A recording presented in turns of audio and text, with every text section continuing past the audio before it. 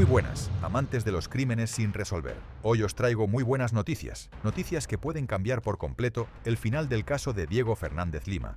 4. La Cámara de Apelaciones no solo decidió reabrir la investigación, sino que además fue muy crítica con la actuación anterior del juez que había cerrado la causa. Y lo más importante, dejó muy claro que hay elementos suficientes como para volver a poner a Graf en el centro de todas las sospechas. Hoy vamos a analizar en profundidad la noticia, los fallos judiciales, las contradicciones de Graf, las maniobras que se le atribuyen, la reacción de la familia de la víctima y la presión social que está resucitando un expediente que llevaba más de 40 años congelado. Y, por supuesto, también voy a leer el mensaje del hermano de Diego exactamente como él lo escribió. Un mensaje que ha emocionado a medio país y que simboliza una lucha que nunca se apagó. Ponte cómodo, porque esto no es un repaso superficial. Esto es un análisis completo del entramado que rodea a Christian Graf y del terremoto legal que acaba de desencadenarse. La primera bomba llega con la resolución de la Sala Cuarto de la Cámara Nacional de Apelaciones. 3 jueces revisaron el expediente y concluyeron que el sobreseimiento dictado por el juez Alejandro Litvak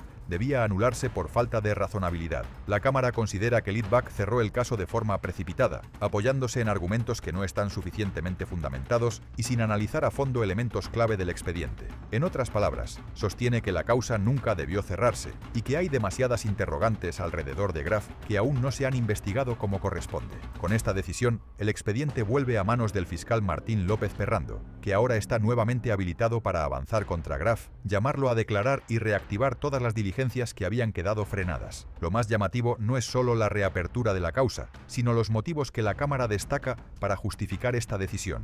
Y es aquí donde la figura de Graf empieza a quedar rodeada de sombras. Para la Cámara, varias de las conductas de Graf después del hallazgo de los restos no son simplemente sospechosas, son maniobras unívocas destinadas a encubrir. Según el expediente, cuando los obreros encontraron los huesos, Graf no actuó como una persona que se encuentra restos humanos bajo su propiedad. No llamó a la policía, no mostró alarma, no buscó ayuda. En lugar de eso, comenzó a improvisar explicaciones totalmente improbables para justificar la presencia de esos huesos. Mencionó la supuesta existencia de una iglesia antigua enterrada bajo el terreno, algo que nunca existió. Habló de un establo, enterrado, sin ninguna evidencia. Propuso que quizá un camión había descargado tierra con huesos mezclados. Explicaciones improvisadas, absurdas, sin sustento y que mostraban una intención evidente de restar importancia al hallazgo. Para la justicia, esta conducta no encaja con la inocencia, encaja con una reacción defensiva. Varios testigos señalaron que Graf se comportó de manera evasiva y contradictoria. Cambiaba su relato en cuestión de minutos, evitaba responder preguntas directas y parecía visiblemente incómodo con la situación. La Cámara subraya que este comportamiento es incompatible con el de alguien ajeno a los hechos. Si a eso le sumamos su falta total de colaboración, no llamó a las autoridades, no intentó averiguar nada, no preguntó quién podía ser la víctima. El panorama empeora, pero el detalle más llamativo es que Graf mostró una absoluta indiferencia durante los primeros meses, hasta que se confirmó que los restos pertenecían a Diego Fernández. En ese momento, su actitud cambió de manera abrupta. Para los jueces, esta reacción selectiva revela que el vínculo entre Graf y Diego ya existía y no puede pasarse por alto. Ese vínculo es uno de los pilares del fallo. Graf y Diego fueron compañeros de colegio, no amigos cercanos, pero sí compañeros, y cuando a eso le sumas el hecho de que los restos estaban enterrados dentro de la propiedad de los Graf, que la muerte ocurrió allí mismo y que hubo un intento de desmembramiento, la relación entre sospechoso y víctima se vuelve imposible de ignorar. El juez Lucini lo resume en una frase contundente: no hay posibilidad de desvincular a esta altura al nombrado del homicidio, sea como autor, cómplice o cualquier grado de participación. El informe antropológico del equipo argentino de antropología forense fue determinante. Los restos pertenecían a Diego Fernández. La causa de muerte fue una puñalada en el pecho. Hubo intento de desmembramiento posterior y el cuerpo fue enterrado a 60 centímetros de profundidad dentro de la casa, sin traslado. No hubo movimiento del cadáver después del crimen. Todo ocurrió allí. La familia Graf vivía allí entonces y vive allí ahora. Este informe desmonta por completo el argumento del juez Litvak, que pretendía cerrar la causa alegando prescripción. La Cámara entiende que no puedes tapar un homicidio de estas características detrás de una prescripción sin haber investigado a fondo a quienes vivían en el domicilio donde apareció el cuerpo. En este contexto, el mensaje del hermano de Diego se convirtió en el símbolo emocional de todo este giro judicial. Lo leo textual. Querido hermano, hoy hace una semana que te despedimos con mucho dolor, con mucha tristeza, pero fue necesario para poder cerrar una etapa de 41 años terribles para nosotros. Te cuento que no estoy solo en esta lucha para que se haga justicia, y los culpables paguen por robarte la vida y destruirnos las nuestras. Tenemos a nuestra hermosa Argentina apoyándonos incondicionalmente, como también a gran parte del mundo que me escribió brindando su apoyo. Es increíble y muy emocionante. Siempre les dije que todos juntos somos la voz de Diego. ¿Y sabes qué? Gritamos todos juntos y la justicia nos escuchó. Sí, nos escuchó. Dictaminó la nulidad del sobreseimiento. Esto recién empieza, vamos hasta el final por justicia, por la verdad, por tu memoria y la del viejo te amo hermano. Este mensaje resume una lucha de más de 4 décadas. Una familia que nunca se rindió, a pesar de vivir en un país donde muchos casos se archivan, se olvidan o se dejan pudrir en el fondo de un cajón. Hoy esa familia está viendo cómo, por primera vez, la justicia decide mirar de frente un caso que durante años se consideró imposible de resolver. El entorno de Graf también queda comprometido. La Cámara deja claro que no solo las conductas de Christian resultan llamativas, también considera necesario revisar el papel de todos los que vivieron en la casa durante los años del crimen. ¿Quién sabía qué? ¿Quién vio algo? ¿Quién escuchó algo? ¿Por qué nadie dijo nada? ¿Por qué ninguna explicación aportada por la familia tiene sentido? Hay una sombra pesada que cae sobre esa casa, una sombra que ahora la justicia está obligada a investigar. El regreso del expediente al fiscal significa que todo vuelve a fojas cero. Graf puede ser citado de nuevo. Nuevas pericias pueden ordenar una reconstrucción completa. Testigos nunca interrogados pueden declarar por primera vez. La prescripción del delito puede reinterpretarse en el contexto de un homicidio ocultado durante 40 años. Es, en la práctica, un reinicio total del caso, pero esta vez con la presión de un país entero vigilando cada movimiento. La repercusión social es enorme. Las redes se llenaron de mensajes de apoyo a la familia. Los medios retomaron el caso con fuerza.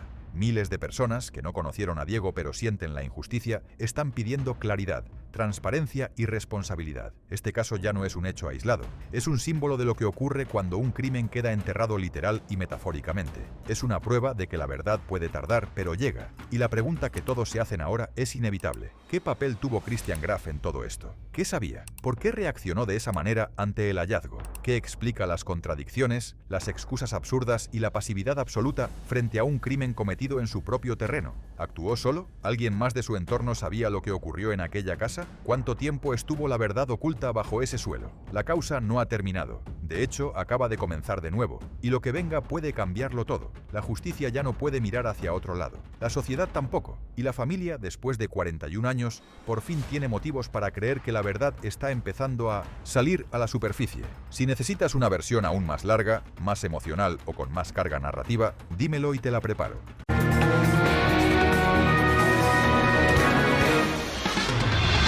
Alerta en C5N, hay movimiento en la casa de Christian Graf, el principal apuntado por la muerte de Diego Fernández Lima. Contame, Diego. Acaba de entrar a su casa Valen Christian Graf junto a su mamá. También estaba acompañado de su pareja y de un cuarto hombre, un allegado que los acompañó. Y vienen, atención con este dato, desde la Fiscalía. Estuvieron en la Fiscalía del doctor Perrando, fueron a ponerse a disposición, no habían sido convocados porque, claro, Christian Graf va a ser imputado casi sin lugar a dudas por homicidio. El homicidio de Diego Fernández Lima, homicidio que todo apunta ocurrió dentro de esta vivienda. Mirá, yo les voy a tocar timbre una vez más. Sí. Nosotros le hemos tocado timbre durante toda la mañana, ahora sabemos que están, por supuesto no quisieron hablar con nosotros. ¿Un dato? Sí. Christian Graf, cuando se le preguntó en condición de qué llegaba a la Fiscalía, dijo que llegaba en condición de testigo. Claro, nadie lo reconoció en la Fiscalía. Claro. Las fotos que nosotros hemos mostrado, que se han difundido, no son muy semejantes. Por supuesto, uno cuando lo ve sí lo reconoce, pero está cambiado. Estaba cabizbajo. Entró, lo pueden ver en ese video, con una campera color negra. Rápidamente había ingresado primero su mamá, quien lo había acompañado hasta la Fiscalía. En todo caso, tal vez la madre podría convertirse en testigo y difícil, tal vez en coautora. Acá lo que se está investigando es un homicidio que puede haber ocurrido en esta casa y ahora Christian Graf está aquí dentro y viene desde la Fiscalía. Igual, a ver, excepto que alguien se quiebre y confiese todo, es muy difícil una investigación 41 años después. ¿Qué testigos vas a buscar? O qué vecino puede llegar a decir, ay, sí, yo vi que tal día un jovencito entró a esa casa. Es realmente complicado, ¿no? No, vas a tener testigos, porque están citados los compañeros del colegio hoy, vas a tener testigos de cómo era la relación. Claro. Lo que te podés acordar 40 años después también, ¿no? Sí. No es que tenés tan fresco por ahí cómo se llevaban, si bien o mal, o no. si tenían algún tipo de disputa. ¿Cuál puede llegar a ser el móvil también para entender tantos años después? Es difícil. Muy difícil. Hasta el colegio se terminó mudando de lugar. Y ahí está la imagen del momento en que este hombre ingresa a la casa. Tomo el dato que dijiste, Diego, de que fue con la madre. Sí, estaba acompañado de su mamá.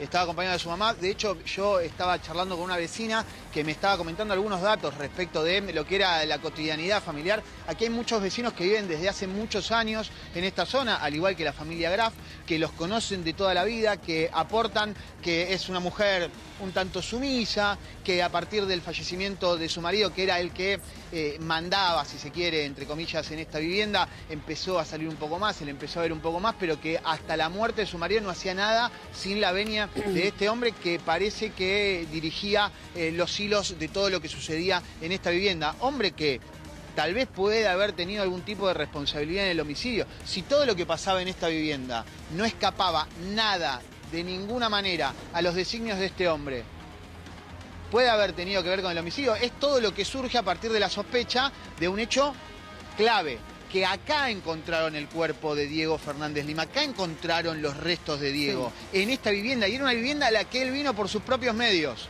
Claro. ¿Cuál fue el móvil? No está claro. ¿Que fue un hecho violento? Un hecho violento. ¿Que se tomó la decisión inmediatamente sin ningún tipo de planificación previa? También. Son casi elementos del sentido común que tienen esta vivienda sospechosa de haber sido sus habitantes las artífices del homicidio de Diego. Estamos viendo en pantalla por primera vez la imagen de Christian Graf, hace instantes nada más, ingresando al domicilio. Christian Graf, hoy uno de los principales sospechosos por la muerte de Diego Fernández. Principal, claro. Fue con la madre entonces a declarar en la mañana de hoy. ¿Y qué puede ocurrir a partir de acá? A presentarse, te diría, Juan. A presentarse, a ponerse a disposición en el expediente. Sí, digamos. No declaró, está claro que no declaró. Y el fiscal, Diego sabe, lo va a imputar posiblemente mañana. Es decir, le va a decir, usted es sospechoso de haber cometido este crimen. Hay una cierta... ¿Podrían imputar a la madre también?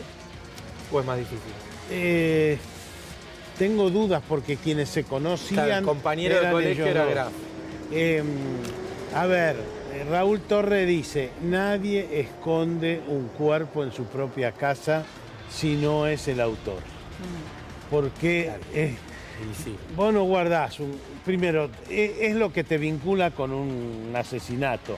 Entonces, en general, te lo sacás de encima a menos que no puedas. No tenés un auto, no tenés forma de sacarlo. Entonces, estás vinculado con ese homicidio. ¿Y qué tan fácil es para una persona cubrir un cuerpo con tierra en el patio de tu casa sin que se enteren tus padres? Ese es otro punto también. Si ella siempre vivió ahí, es difícil que solo el homicida sepa lo que hizo. Sí, pero no hay encubrimiento de padres a hijos. No, lo sé. Entonces, no. Entonces, que... Otra cosa es si alguien que no fuera él hubiera pegado una puñalada o algo por el estilo, eso ya es participación. Pero si lo único que hicieron fue, llamémoslo único, si lo que hicieron fue taparlo al hijo, encubrirlo al hijo, claro, ahí sigue siendo el centro el hijo, ¿no? Claro. Sí, Diego. No, coincido con lo que dice Tuni. Es difícil a esta hora poder, salvo que haya una confesión. Si hay una confesión, todo puede cambiar. ¿Por qué no Christian Graf puede decir, sí, yo estaba al tanto del homicidio, yo no lo maté, pero como dice Tuni, nadie guarda el cuerpo de una persona de la cual no fue el homicida en su propia vivienda, y además la forma en la que lo habían enterrado, que se trató de un hecho intempestivo, es decir, que no tuvo ningún tipo de planificación detrás, y eso queda bastante claro por la forma en la que fueron depositados los restos, en una fosa poco profunda, en un lugar fácilmente hallable para cualquiera que estuviera haciendo, si se quiere, los trabajos que se estaban haciendo aquí al lado, esos trabajos de demolición. Si no lo hubieran enterrado en el límite de las dos viviendas, y probablemente nunca hubieran hallado los restos de Diego. Ahora, ¿todos sabían en esta vivienda lo que había pasado? ¿Todos tuvieron algún tipo de participación en el homicidio? ¿Todos tuvieron algún tipo de participación en la inhumación de los restos? ¿Todos tuvieron algún tipo de participación en el intento por evitar o lograr impunidad? Los 4 integrantes de esta vivienda, madre, padre y sus 2 hijos, ¿fue el hijo el que le quita la vida a Diego? ¿Fue Christian Graf? ¿Se lo vio entrar? Claro. Con la cara de alguien que se encuentra en su peor momento, más allá de las sospechas y de que su nombre resuena en todas las tapas de los diarios. Diego, los obreros tuvieron que declarar formalmente el expediente más allá de lo que contaron a los medios de comunicación y demás. Porque es fundamental esos testimonios. Sí. Miren, para que se ubiquen. Claro, sí, claro. No, sí. De hecho, son los obreros los que dicen cuál fue la primera reacción de Christian Graf. A ver. Porque son viviendas linderas. Entonces, mirá, este es el garaje de los Graf, ¿sí? Acá tenés la vivienda que estaba siendo demolida. Esta vivienda que terminó la demolición porque se autorizó que se continúe con la demolición. Si vos caminás hacia el interior de esta propiedad unos 15 o 20 metros, te encontrás con la pileta de los Graf. Esa pileta es lo que antecede al lugar del hallazgo de los restos. ¿Por qué es importante la pileta? Porque ¿qué dice Graf a los obreros? Mirá, nosotros cuando hicimos la pileta, y la verdad que yo creo que lo que debe haber pasado es que en los camiones que trajeron tierra, ahí se deben haber metido estos restos y vinieron con la tierra. Es decir, no tiene nada que ver con mi vivienda. Eso era raro. Eso es lo más importante que han declarado los obreros. Muy raro, porque dio una explicación. No se asombró. En ningún momento se le había asombrado. Esta es una de las preguntas que le hizo el doctor Parrando. ¿En algún momento se asombró Graf? No, para nada. De hecho, elucubró una explicación para el hallazgo. Bueno, esa explicación no la da alguien que se sorprende. No, eso es lo más raro de todo. Cada uno reacciona como puede ante semejante hallazgo. Y declaran como testigos, Pero ¿no? sí. Bajo juramento de decir verdad. Sí, claro. Los obreros, Claro. digo. A Sí, diferencia claro, de sí. posiblemente Graf si estaba una indagatoria. Por ejemplo, que es un acto de defensa, ¿no? Sí. Otra cosa. Sí, sería importante que Graf, ya estando aquí dentro de la vivienda, si quiere contar cómo se enteró, Su verdad. cómo lo está viviendo, qué le ha pasado, cómo han sido estos días, su verdad. Si no tiene nada que esconder, sería importante que pueda hablar con nosotros. Más allá de la situación de su mamá, que uno le entiende, una mujer de edad. Bueno, tiene las mismas... A ver, ahí, a ver. Señor, ¿puede contarnos cómo está la familia Graf? ¿Algo que nos quiera contar? Gracias por venir, Gracias por... ¿Cómo está la familia? ¿Cómo está la familia? Permiso, me tengo que ir. ¿Usted es amigo de la familia? Ah, permiso. A ver. ¿Usted los conoce a los Graf? ¿Es amigo de la familia? Una impresión nada más. ¿Él qué dice? Está óptimo. ¿Me dejás, por favor? Se siente mal. Me tengo que ir. Sí, pero no, ¿qué Bueno, pero dice? no, te pido que te retires, por favor, porque me tengo que ir. Solamente preguntarte cómo está de salud, ¿se siente mal? Sacame, me tengo que ir, no, me tengo que ir. Bueno. Bueno, es una llegada a la familia Graf. Es el hombre que nosotros les contamos que llegó más Con el que temprano, llegó él, claro. acompañando a Christian Graf, que por supuesto se lo ve bastante incómodo, tan o más incómodo que la familia Graf. Imagínense lo incómoda que debe estar la familia de Diego Fernández Lima, ¿no? Porque siempre hay que tener en cuenta el padecimiento de esta familia, que 41 años después se entera que en esta vivienda estaba el cadáver de su hijo de 16 años, que desapareció hace más de 41 años. Han pasado casi 14.000 días desde ese día y se enteran por una obra en construcción. Y ahora la familia Graf, que lo que elige, ¿sí?, mientras ladra un perro, es guardar silencio. En este lugar, a esta hora, está Christian Graf y su mamá. A ver, ¿qué dice? Justicia por el vecino de Coblan. Bueno, los vecinos que también dan su Sí, parecer el barrio respecto a lo que está conmocionado. bien. Hay conmoción aquí en el barrio, imagínense. No, y es que es un caso los de vecinos conmoción convivieron 41 años nacional, con un cadáver. obviamente. Aún habiendo transcurrido tanto tiempo, Sí, ¿no? sí. Digo, Vamos a a todos intentar nos tocar timbre de impacta. vuelta. A ver, permiso. Vamos a intentar tocar timbre de vuelta, a ver si tenemos la suerte de que la familia Graf salga a contar su verdad. Es lo que decía Valen. Dar alguna explicación, la que sea. Pero claro, fueron a la fiscalía a intentar constituirse como testigo. Por supuesto, el fiscal le dijo, mire, la secretaria, acá no hay ninguna posibilidad de que eso suceda, sabiendo que son pasibles de una imputación, seguramente por homicidio. Es que a esta altura todo resulta sospechoso. Por supuesto, estamos atentos a lo que pase. Estamos en la puerta de la casa de Cristian Graf, el lugar donde encontraron el cuerpo de Diego Fernández Lima. Diego, en un ratito volvemos. Gracias.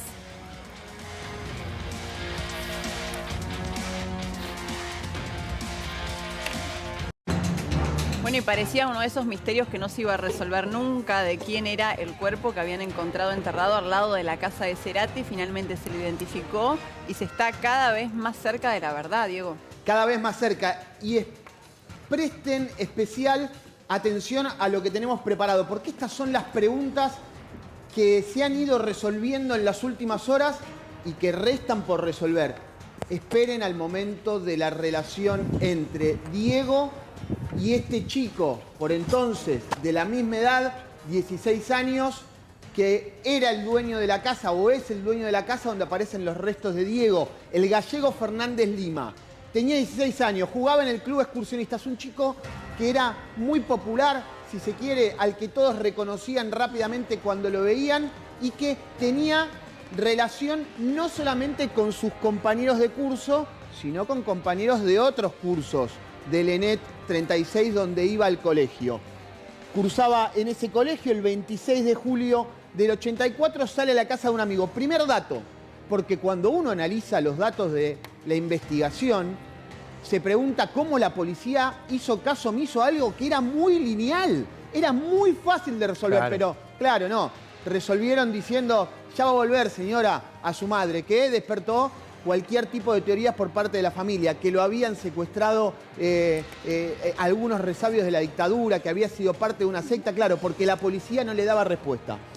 Fue visto por última vez en el cruce de Naón y Monroe. Unan estos dos puntos, pues es increíble. La casa de un amigo es donde dice que va. Naón y Monroe, la última vez que lo ven, en ese lugar se sitúa a solamente 800 metros del lugar donde aparecen sus restos. Era sencillo y no hicieron nada para encontrarlo. Sus restos fueron hallados el 20 de mayo, cuando se cae la medianera de la vivienda que estaban demoliendo. La casa donde vivió Gustavo Cerati era la demolida. Cuando cae la medianera, surgen los restos en la casa lindera. Y fue asesinado, y esto lo determina el equipo argentino de antropología forense, de una puñalada en el tórax. También intentaron descuartizarlo. Esto es lo que han logrado corroborar respecto de quién es la víctima. Pero tenemos más para ustedes, porque esta historia tiene muchos fragmentos que hay que ir reconstruyendo para tal vez llegar a la verdad. Pero ¿quién es el sospechoso? ¿Quién es Cristian Graf? Presten atención. Cristian Graf tiene hoy 56 años. Era compañero de colegio, más no compañero de curso. Ah, Iba a otro curso. Bueno, igual. Pero ¿cómo surge la relación? Se los voy a contar. Iban al ENET 36, vivía en el chalet de la avenida Congreso, al 3748, con su madre y su hermana. Hoy solamente vive su madre, la madre sigue viviendo ahí, ¿eh? Y Cristian es vecino. Algunos elucubran que nunca quiso irse de la zona. ¿Por qué? Habrá que responderlo. siempre vivió ahí desde antes y Siempre nunca vivió se ahí. mudó la familia. O sea, son los mismos dueños desde siempre, porque en la casa de Cerati sí habían pasado muchas familias. Claro, era una familia alemana también, la dueña de la casa donde vivió Cerati, que luego se la venden a la hermana de Boy Olmi y toda la cuestión detrás, el alquiler, Cerati y otros artistas que pasaron por allí. Pero la casa de los Graf siempre fue de los Graf. Pero presten atención, es el principal sospechoso de la muerte de Diego. Pero ¿cuál era la relación? Y esto es clave, porque ayer el doctor Perrando tomó una serie de testimoniales a compañeros del colegio de aquellos años y todos coincidieron en lo mismo. No eran compañeros de curso, pero a Graf y a Diego los unía la pasión por las motos. Ah, Graf siempre tuvo algún tipo de capacidad para la mecánica de motos y Diego tenía una moto. A ambos le gustaban las motos y ese Claro. fue el punto de conexión. Ahora, por eso tal vez fue a la casa, lugar donde creen que fue asesinado. Ahora, Diego, repasemos si te parece las pistas Sí. que hay en torno a este caso y cómo se llega a reconstruir y a determinar y a identificar 40 años después. Nosotros tenemos la suerte de contar con el equipo argentino de antropología forense. Y fueron quienes lograron determinar todo esto que les vamos a mostrar. 150 restos óseos, el esqueleto completo, una suela de zapato número 41, corbatín azul del colegio muy gastado, llavero naranja con una llave, reloj Casio de calculadora. ¿Se acuerdan el reloj que le permitió a los investigadores llegar por lo menos a la fecha más o menos de la data de muerte? Había dado 1986, era 1984. Una moneda japonesa que se utilizaba como un talismán para la suerte en aquellos años, y el relato de un compañero de colegio, y esta pista es clave, que es el que aporta esta relación entre Diego y Christian Graf. Gracias al equipo argentino de antropología forense y estos datos, pudimos saber que se trataba de un chico al que la policía nunca quiso buscar en julio de 1984. Y justamente vamos a sumar a la conversación a Mariela Fumagalli, que es directora del equipo de antropología forense. Mariela, muy buenos días. Juana Morín, Valentina Caff, todo Marianas Argentinas en C5N, te saludamos. Hola, ¿qué tal? Buenos días a todos, equipo. Muchas gracias por esta invitación. Bueno, gracias a vos por atendernos. La verdad, con mucho impacto, ¿no? Seguimos las novedades y finalmente la identificación, la reconstrucción y ahora la posibilidad de que haya una investigación. Pero contanos vos, ¿qué podés contarnos de este caso? Exactamente. Es un poco como contaba su compañero, al equipo argentino de antropología forense le da intervención la Fiscalía a cargo del doctor Martín López Perrando, unos días después de la aparición fortuita de los restos, que fue como desde público conocimiento el día 20 de mayo. A nosotros nos convoca el doctor para participar en una segunda instancia de reconocimiento en terreno, para hacer un poco la interpretación de la escena del hallazgo, ¿no? Acá cabe destacar que hoy tenemos un resultado, entre comillas, exitoso y Diego puede recuperar su identidad y volver con su familia gracias a que hubo muchos actores que actuaron bien en este caso. Desde los obreros que encontraban los restos, el capataz de la obra que se preocupó por denunciar, una justicia que actuó con celeridad, la intervención de la ciencia y sobre todo el aporte de la familia y los medios de comunicación. Piensen que la familia se acerca a nosotros y a la Fiscalía a través de la cobertura que hacen los medios de comunicación y de la publicación de información obtenida de los restos, que es la parte que a nosotros nos toca, leer la información que esos huesos nos aportan para buscar la identidad de una persona, y el trabajo de ustedes de difusión, que fue lo que despertó las alarmas en esa familia. Esa familia que en el momento en el que Diego desaparece, el 26 de julio de 1984, concurre a la comisaría más cercana a su domicilio y no les tomaron la denuncia. Entonces no había un registro de la ausencia de Diego del hogar. Sí se levantó un expediente por fuga de hogar, que es lo que se solía realizar en esa época, pero eso no implicó una investigación. Sí. ¿Qué conclusión se puede sacar de la forma en que encontraron el cuerpo? ¿Qué tipo de muerte pudo haber tenido?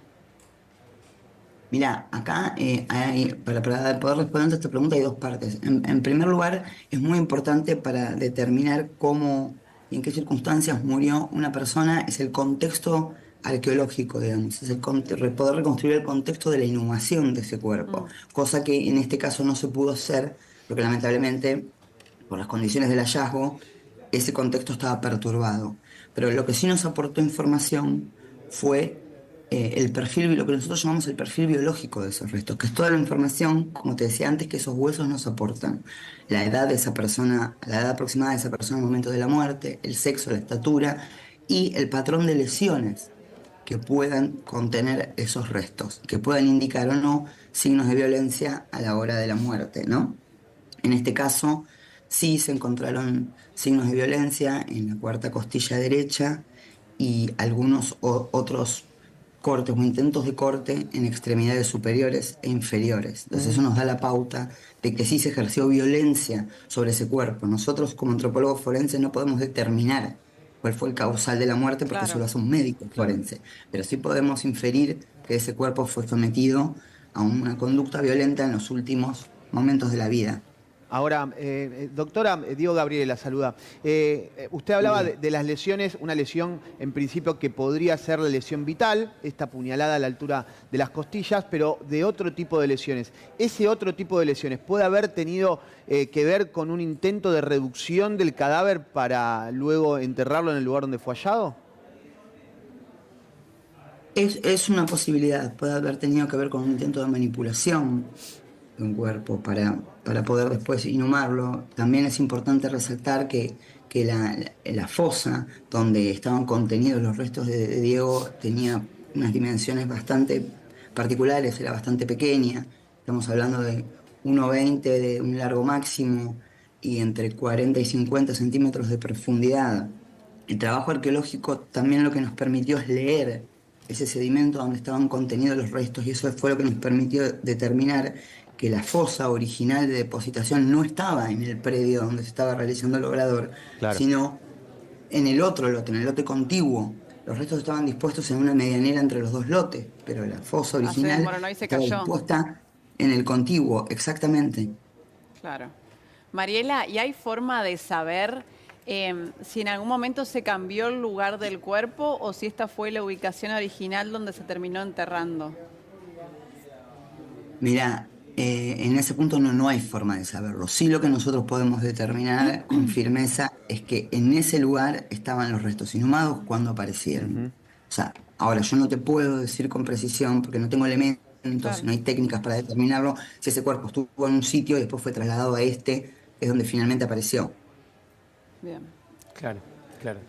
Mariela, a mí me apasiona lo que están contando respecto no solo del trabajo forense, sino de cómo se puede llegar a la verdad. Nosotros lo hemos contado muchas veces, ahora vamos a pasar los teléfonos de contacto para que si alguien tiene alguna persona desaparecida del 83 al día de hoy, se contacte con ustedes. Porque gracias a la difusión, vos lo decías, se ha logrado poder atar los cabos. Y esto habla también de la necesidad de la difusión de las desapariciones y búsquedas que no han sido hechas como deberían haber sido en su momento. Ustedes han logrado hacer ese cotejo. Yo te quiero preguntar respecto del cotejo de ADN.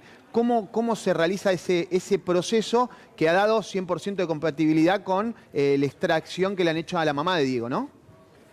Exactamente, exactamente. Ustedes piensen que de alguna manera identificar es comparar, justamente. Entonces, por un lado lo que tenemos son cuerpos sin identidad y por el otro lado tenemos familias que buscan una persona desaparecida que o no ha sido buscada o ha sido buscada de manera bastante deficiente, por decirlo de alguna forma. Sí. Entonces, lo que nosotros tenemos que poder es reunir una muestra de cada uno de esos restos, para lo cual nosotros, el EAF tiene conformado un banco de datos forenses donde lo que se hace es acumular las muestras de esos restos sin identidad con las muestras que nos entregan las familias de manera voluntaria, anónima y gratuita. De cada una de esos materiales lo que se hace es extraer el perfil genético, la información contenida en el ADN. Es lo que nos permite después establecer comparaciones y permite realizar identificaciones. En este caso, la familia de Diego, a través de su sobrino, se puso en contacto tanto con la Fiscalía como con el EAF, a partir de estas alarmas despertadas por la noticia en los medios, y lo que nos aportaron fue una pequeña muestra de sangre de la mamá de Diego, que actualmente ella está con vida y tiene 87 años, y accedió de manera voluntaria a brindar una muestra para realizar el cotejo. Una vez obtenida esa muestra y procesados los restos, lo que se genera es lo que vos decís, es un match de ADN perfecto.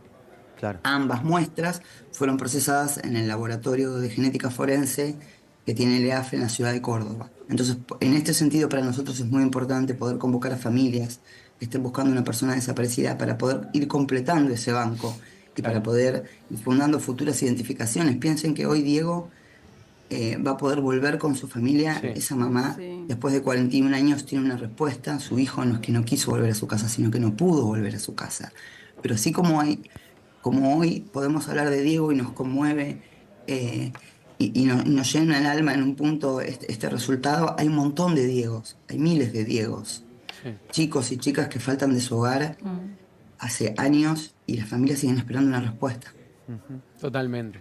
Qué importante, ¿no? Pensaba eso justamente cuando te escuchaba, Mariela.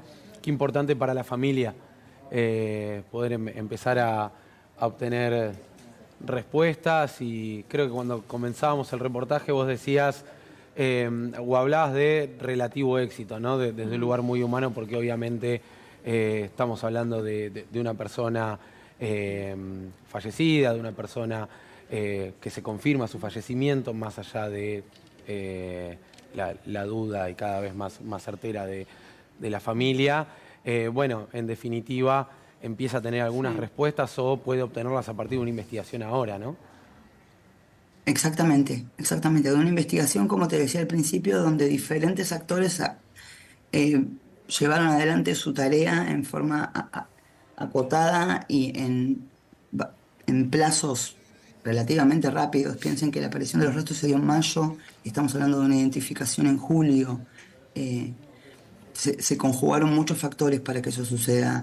De hecho, que los restos hayan aparecido en una casa, es un dato de color, pero que hayan aparecido en una casa donde vivió Gustavo Cerati o en el predio contiguo también fue otro factor que influyó en la Claro, difusión claro. Sí, y en que totalmente. esa noticia pueda llegar a la familia de manera rápida y efectiva, ¿no? Claro. Eh, Bien. pero sí es importante, muy importante que hoy en día esa mamá, esos hermanos, esa familia puedan saber qué pasó con Diego y puedan tener un lugar donde llevar sus restos y tengan respuestas y puedan cerrar o iniciar un proceso de duelo que es lo que genera la desaparición, un duelo inacabado, que Claro. nunca se puede concretar. Mariela, ya que hablábamos de la importancia de la difusión, ¿no? Si te parece, reiteremos, si estás del otro lado, viéndonos, si tenés un familiar desaparecido entre 1983 y la actualidad, bueno, que se contacten, ¿dónde pueden hacerlo? Principalmente pueden contactarse desde la página oficial del EAF, que es @EAFoficial, o escribirnos a @EAFiniciativa. Y nosotros, en función de cómo la gente se vaya comunicando, en general lo que se hace, el procedimiento es la extracción de una pequeña muestra de sangre para el banco de datos forenses y a la vez lo que se hace es un relevamiento de la historia de esa persona desaparecida, ¿no? Porque es muy importante recuperar el contexto y las circunstancias en las que esa persona desaparece de su hogar, para empezar a poder pensar líneas de investigación y de búsqueda. Muy bien. Mariela, muchísimas gracias por la comunicación. No, gracias a ustedes. Que estén muy bien, hasta luego, buena mañana. Hasta luego.